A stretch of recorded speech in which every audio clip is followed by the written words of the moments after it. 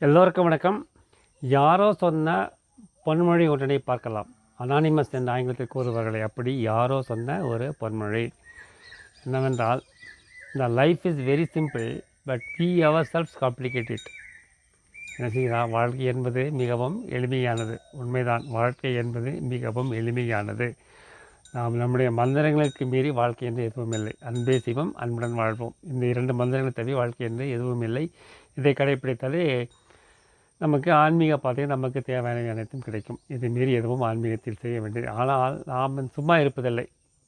ஆன்மீகத்தை பொறுத்த மட்டும் பார்க்காமே நாம் என்ன செய்கிறோம்? பலவித ஆன்மீக புத்தகங்களை படிக்கிறோம், பலவித கோயில்களுக்கு செல்கிறோம், பலவித மந்திரங்களை படிக்கிறோம், பல தியான முறைகளை படிக்கிறோம், பல மலைகளை ஏறுகிறோம், கடல்களை தாண்டுகிறோம், விரதங்கள் இருக்கிறோம், உடலை பட்டினி போடுகிறோம், என்னென்னமோ செய்கிறோம். ஆனால் ஆன்மீகத்தில் நம்ம செய்ய வேண்டியது மிகவும் எளிமையான 2 மந்திரங்கள். என்னவென்றால், அன்பே சிவம். இந்த 1 வார்த்தையை புரிந்தால், 2 வார்த்தைகளை புரிந்தாலே போதும். நமக்கு ஆன்மீகத்தில் அதை தவிர வேறு எதுவும் தேவையில்லை. ஆனால் எளிமையானதை மக்கள் புரிந்து கொள்ளாமல் தமக்கு புரிவதற்கே கடினமான புஸ்தகங்கள், உதாரணமாக திருமந்திரத்தை எடுத்து தலைகளை புரட்டி படித்து கொண்டு இருப்பார்கள்.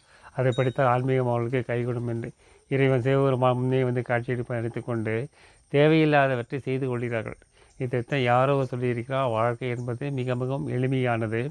ஆனால் நாம் தான் அதை தேவையில்லாமல் குழப்பப்படுத்திக் கொள்கிறோம். தேவையில்லாமல் அதை நாம் இடியாப்ப சிக்கல்வ மாற்றிக்கொள்கிறோம். நமது மந்திரம் அன்பே சிவம், அன்புடன் வாழ்வோம், கடமையை செய்வோம், இந்த நொடியில் வாழ்வோம், எல்லோருக்கும் உதவி செய்வோம், எல்லாம் சிவமயம். நன்றி, வணக்கம்.